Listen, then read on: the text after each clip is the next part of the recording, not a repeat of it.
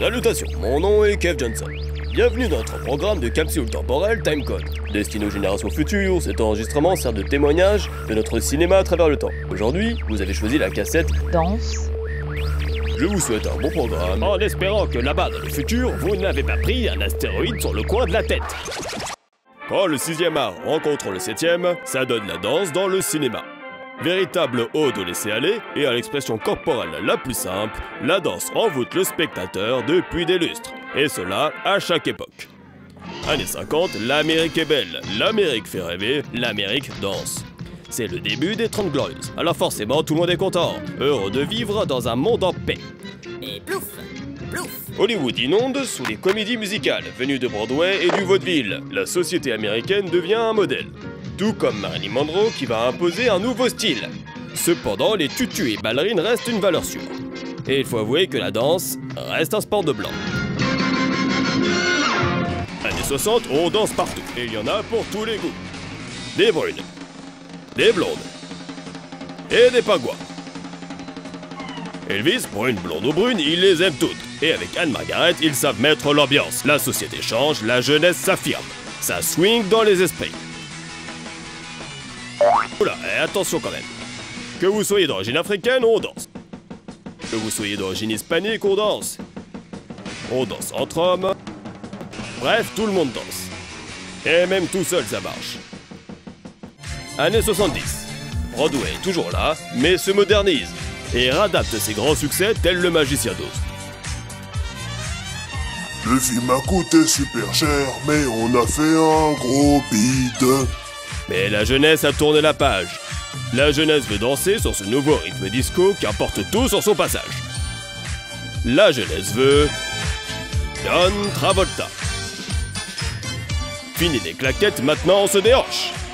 Et lui, comme personne, sait mettre la fièvre sur la piste de danse.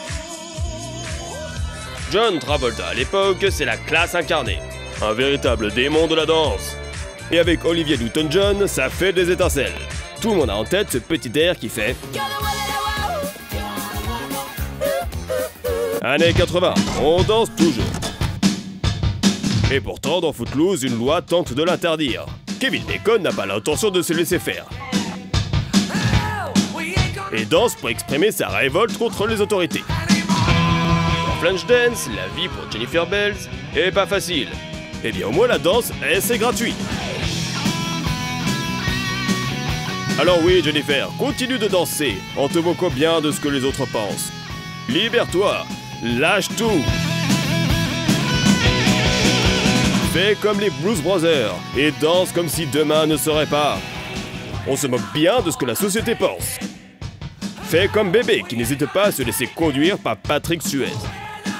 Chérie, je pense que tu devrais appeler la police.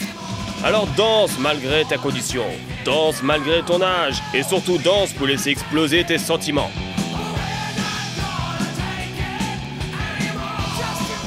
Années 90, on perd un peu le rythme.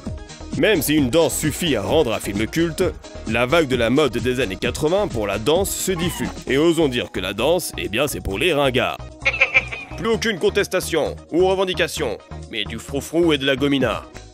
Oh mon Dieu, tape ça moi vite. Bouge, c'est le nom du film, mais pas vraiment la sensation qu'on a quand on le regarde. C'est pas grave Ophélie, on t'aime quand même. Année 2000, la danse redevient in. Avec toujours un peu la même histoire, le bad boy qui séduit la gentille fille sage.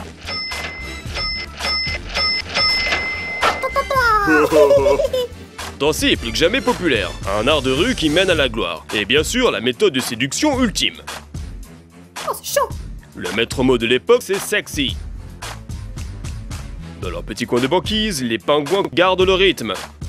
Billy Elliot aussi garde le rythme. Tout le monde se souvient encore de ce petit rebelle de la danse qui nous a tant touchés. Ainsi s'achève notre odyssée dans le temps. Mais pas la joie de vivre et l'allégresse que produit la danse. Un art intemporel qui ne cessera d'évoluer avec son époque, tout en gardant l'essence même de ses origines, c'est-à-dire l'expression la plus simple et directe du corps humain. Et croyez-moi, le cinéma n'a pas encore tout dit.